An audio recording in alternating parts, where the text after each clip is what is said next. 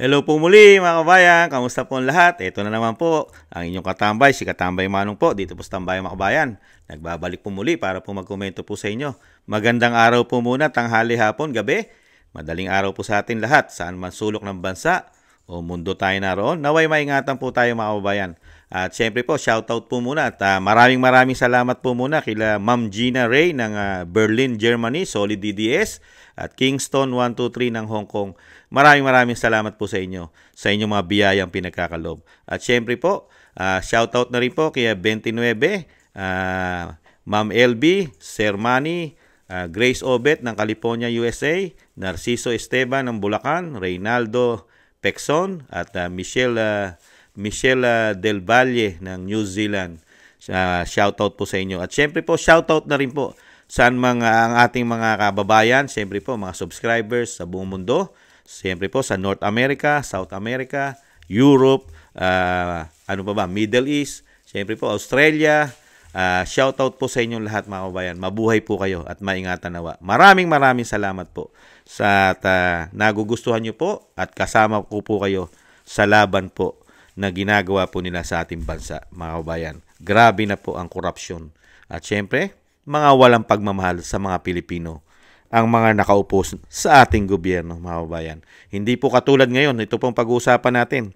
Ang ginawa lang po ng binagoongang Pilipinas, mga kabayan, ay puro pagmamahal po yata sa kayamanan at sa lapi. At syempre po, sa kapangyarihan. Pero, hindi po natin sila nakitaan ng tunay na leader, may malasakit, syempre may takot sa Diyos, wala po tayong nakita eh. At syempre po, may political will. Di ba? May paninindigan. Wala po tayong nakitang katulad ng ginagawa ng Duterte. Lalong-lalo po ngayon ang Vice President. Samantalang ang mga politiko natin ngayon, ano po ginagawa? Puro pamumulitika, paninira, pagpapabagsak na hindi natin nakikita nagtatrabaho sa ating bansa. Ni hindi natin nakikita ngayon ang Commander-in-Chief na meron siyang sympathy sa ating mga men in uniform. Hindi po katulad ng mga Duterte at lalo-lalo ang Vice President. Talagang kahit ano po ang nangyayari at may nangyayari sa mga men in uniform, pinupuntahan po ng Vice President. Hindi po natin nakikita yan ngayon sa Commander-in-Chief. Iba po ang layunin ng Commander-in-Chief. Samantalang Vice President, ito po, may pinuntahan na naman po ang ating Vice President. Isa na naman pong sundalo natin, ang kinitil ang buhay ng lumalakas na namang NPA, mga kabayan, na wala pong ginagawa ang ating gobyerno sa NPA yata. Mukhang magkakasama pa yata sila. Napakarami na po sumusuporta dyan, lalo sa Kongreso at Senado, mga kabayan. Nakakalungkot. Nakikiramay po muna tayo dito po sa kababayan natin sundalo, ang bagong bayani natin mga tambay. Ang mga bayani natin sundalo. Nakikiramay po ang 10 ng aking pamilya. Nakikiramay po sa ating bayani na kinitil ang buhay ng mga NPA. Pakinggan po natin at panuorin ang paikiramay po ng ating Vice President Sara Duterte. Bumisita si Vice President Sara Duterte sa burol ng isang sundalong nasawi matapos ang inkwentro sa teroristang grupo ng New People's Army. Sa mga larawang ibinahagi ng Office of the Vice President, personal na nakiramay si VP Sara sa naiwang pamilya ni Corporal Rovig June Boniao ng Philippine Army. Nakaburol ang mga labi ng sundalo sa kanilang tahanan sa Aloran, Misamis Occidental. Ayon sa Vice Presidente, nakakalungkot isipin na naulila ng sundalo ang kanyang pamilya dahil sa isang gera na resultaan niya ng baluktot na ideolohiya ng mga NPA.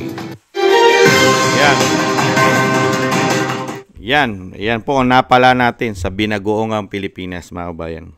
Ang namamatay po ay ang mga normal, katulad po ng naglilingkod po sa ating bayan ang namamatay. Gustong-gusto po yata yan ng binagoongang Pilipinas. Dahil magkakasama po yata sila ngayon. Yan, lalakas po nila ngayon. Lalo po, nagsasalita na naman po ngayon ang grupo ng sumusuporta po yata sa CPP-NPA, lalo ang Makabayan Black. At buhay na naman po ngayon ang ating karsada Napakalalakas na naman po yata nila. Dumadami na naman po yata ang ating mga anak. Na pagkikita na naman natin sa kalsada ang mga kabataan na kala mong alam na po nila ang kanilang buhay. Kala mo ang kanilang buhay ay hindi malalagay sa panganib, mga kabayan, bandang huli. Ang nakikinabang lang po ang mga leader nito. Dahil pinagkakaperahan na lang po nila. Pinagkakaperahan na lang po nila yung mga yan. Lalo po itong grupo ng CPP, NP, NDF. Pera-pera na lang po yan eh. Pera-pera.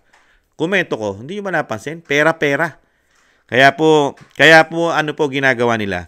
Dahil ang mga Duterte gusto ng tuldukan yan. Kasi baluktot na paniniwala yan eh. Puro baluktot ang paniniwala nitong mga grupo na ito. Pilipino sa Pilipino. Pilipino, pinapatay nyo. Tapos sasabihin nyo, kayo'y nasa tama. Itong grupo na ito, CPP, NP, NDF. Nasa tama kayo, pumapatay kayo. Di ba? Kung gusto nyo makatulong sa bansa, gamitin nyo sa gawa, hindi sa pagpatay. Gumawa kayo, magtrabaho kayo para doon sa sinasabi nyo na makakatulong at ibabangon o anuman ang gusto nyo. Sa bansa natin, hindi yung puro pagpatay. Kaya nakakalungkot. At nakakalungkot po, meron naman po tayo isang sundalo na kinitil. At nakita po natin yung pagiging leader po ng isang vice president na Sara Duterte. Nahandun po yung pakikiramay niya. Pakikiramay. Hindi po katulad yata ng ating Commander-in-Chief. Busy po sa paninira, mga tambay. Sa pamumulitika, busy. Wala na po yatang pakialam sa kanyang mga sinasabing siya ang sinusunod. Siya ang Commander-in-Chief. Yung mismong Commander-in-Chief, mukha yatang wala nang pakialam. Palibasa, maliit lang yata ang tingin sa mga ganitong corporal, maliliit ang rango. Ang tinitingnan niya lang yata ng binagoong ang Pilipinas, lalo na Commander-in-Chief. Yata, ang tinitingnan lang yata niya at nirerespeto lang yata ng Commander-in-Chief natin ay yung may mga estrella sa balikat. Yung mga general na sinasabing pwedeng magtanggol at magprotekta sa kanyang ginagawa. Lalong-lalo po sa ginawa niya ng 3 taon sa ating bansa, mga kababayan. Ibang klase. Kaya mapaproud ka eh. Mapaproud ka sa isang Duterte katulad ng Vice President. Kasi nakita po natin yan eh. Nakita po natin kay dating Pangulong Duterte kung paano niya po proteksyonan o protektahan ng mga men in uniform natin. Di ba? Mas pinoprotektahan niya po ito kaysa puro sa mga lumalaban sa gobyerno. Di ba? Yung problema ng gobyerno, yung mga kriminal. Di ba? Kasama mga kriminal, mga addictos, mga drug lord. Di ba? Mga terorista, katulad po ito, teroristang grupo po ito ng ito pong NPA, CPP, NP, NDF. Di ba? Itong mga grupo na ito. Kaya ibang-iba po eh. Talagang hindi po nila magugustuhan yan. Nakita nyo po ba? Kaya nga po pilit nila pinababagsak dahil napakarami na po kasing simpatsya at grupo na sumusuporta yata sa CPP, NP, NDF na mga politiko. Kaya nga po karamihan po ngayon sa pangunguna ng Makabayan Black, gustong-gusto nila ma-impeach eh. Ma-impeach ang isang vice president. Kasi nga po, ganito po kasi maglingkod ng vice president. Ayaw ng kaguluhan. Lalong-lalo itong baluktot na paniniwala ng grupo na ito, ay gusto na pong mawakasan ito ng mga Duterte. Akala nga po natin itutuloy ito ng sinasabi pong Commander-in-Chief natin ngayon.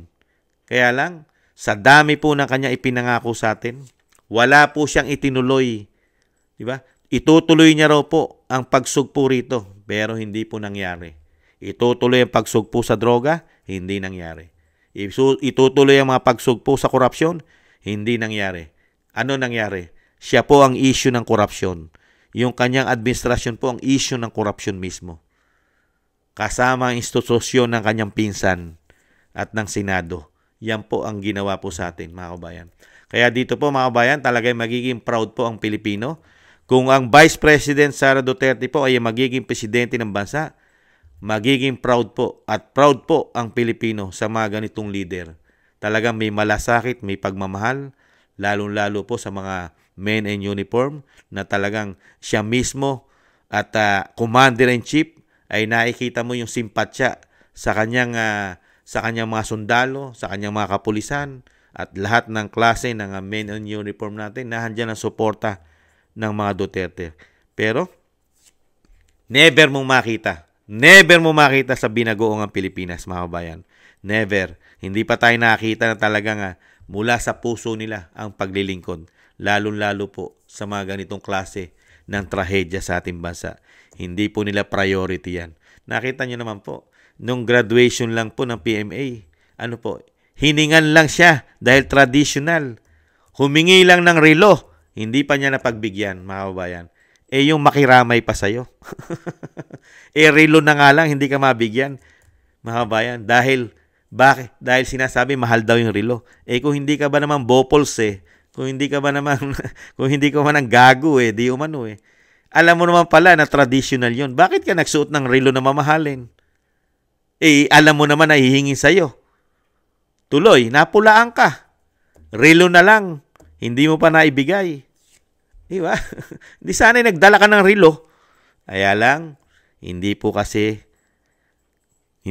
makabayan yata ang puso't isip ang nanunungkulan ngayon.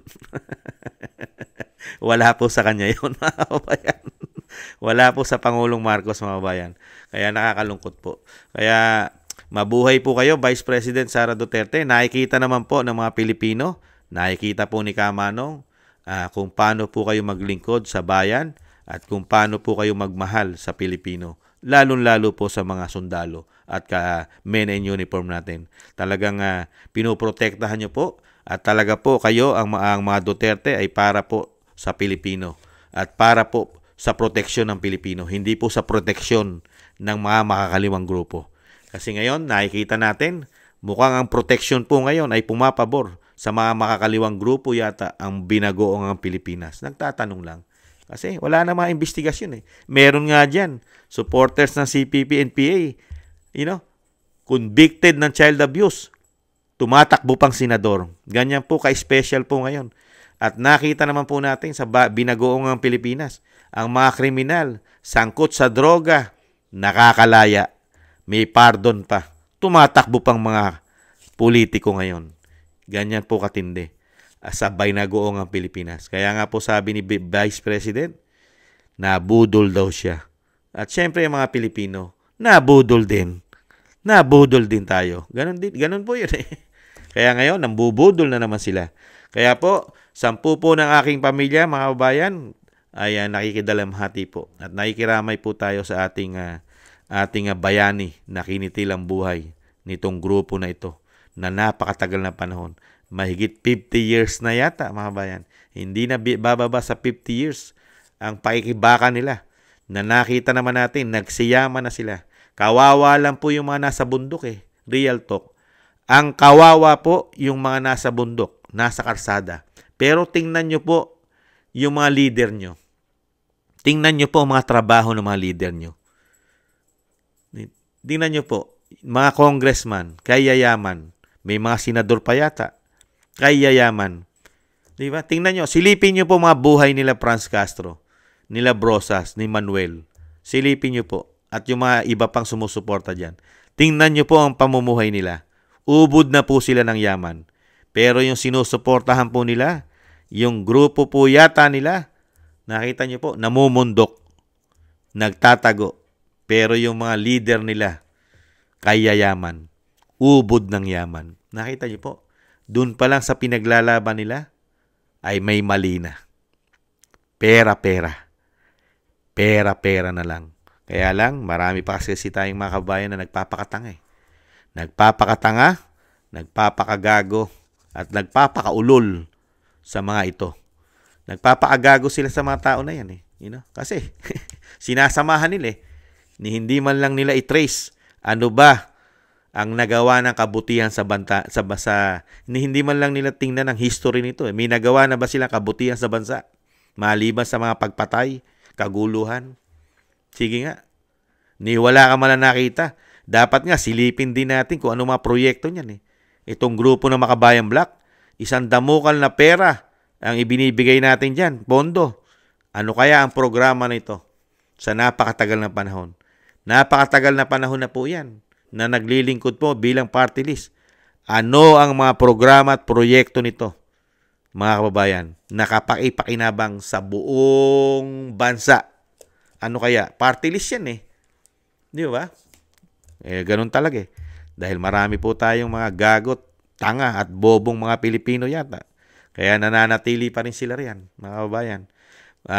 Vice President, hanga po ang inyong lingkod. Proud na proud po ang inyong katambay manong na meron po tayong Vice President na naglilingkod sa atin sa kabila ng pinupolitika at pilit pinababagsak. Pero hindi naman po sila magtatagumpay. Alam naman po ng mga Pilipino, hindi naman po lahat ng Pilipino ay tanga, gago at bobo, mga kababayan. Iilan-ilan lang po yan. Dinadaan lang po tayo niyan. Saan? Kaya lang po nananalo yan dahil natutuklasan na rin natin. Dinadaan po sa dayaan. Dinadaan lang po yata sa dayaan. Kaya nakakalusot yung mga yan. Ganun po talaga eh. Kaya po mga kabayan, at syempre po ang pakikiramay po ni Kamanong sa nasawi nating sundalo. 10 na aking pamilya ay nakikiramay po sa inyo. Sana po mawakasan na po ito. Hintayin po natin at sana po makabalik po ang Duterte sa ating bansa at nang mawakasan na po ang ganito pong paipagdigma, paipaglaban na nakikita na po natin na pera-pera na lang po ang labanan nila, mga kabayan. Sila lang po ang gumaganda ang buhay, pero yung mga sumasapi dyan, sumasama ang buhay, nawawala pa, nakikitil pa, at namamatay pa ng maaga, lalo na pagka mga kabataan ay napunta pa sa bundok, mga kababayan. Dapat po mawakasan na yan. Maraming salamat po, Vice President. Thank you po. At dahil nahandyan po yung puso po niyong paglilingkod, at syempre po may pagmamahal sa bayan at may pagmamahal sa ating men in uniform. Proud na proud po si Kamanong sa inyo. Mabuhay po kayo, Vice President. At syempre po, isama po natin sa dasal ang ating Vice President na maingatan at pamilya Duterte maingatan sa mga trahedya na binabalak po yata nila dahil sa pagpapabagsak dito. Ingatan nawa po ang ating Vice President at pamilya Duterte. Maraming salamat po mga kabayan sa mga gusto po ng Tambayang Makabayan sa YouTube at TikTok, at ganoon din po sa mga nagko-comment, like, share, and subscribe. Maraming salamat po mga kabayan. Ingatan nawa po. Paalam.